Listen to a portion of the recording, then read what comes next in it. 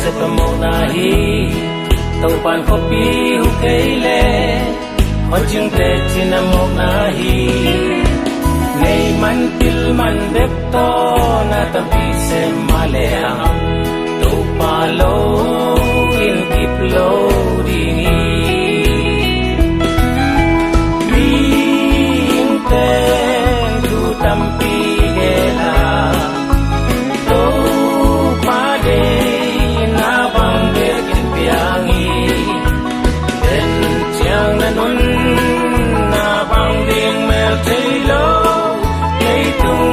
đang tiếng sang tu pa tu in telin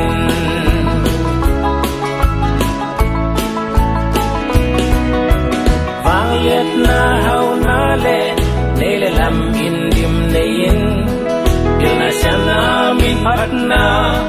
thotam pi na nga zong in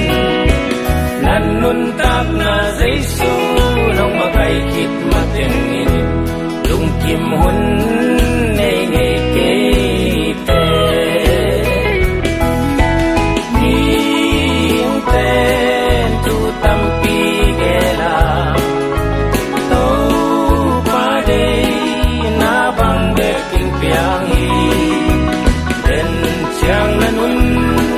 na bang ding mel thailo lei tung na dang teng sang to pa tu in terin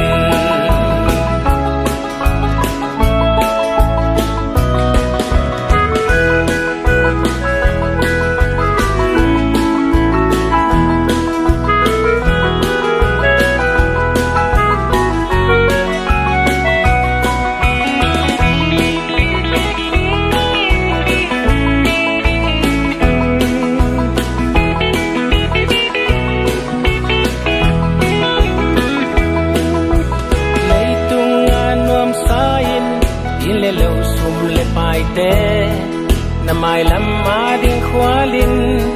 tampi tak na khol zong in sei su nan nei keile na lung luang ve ve dini to pa lo nun ta ka mok nai min ten tu tampi gela to pa de na bang de kin piang nun na bang ding mel thailo lei tung na dang teng sa to pa tu in terin den chang kanun na bang ding mel thai keng lei tung na dang teng sa to pa ken tel to me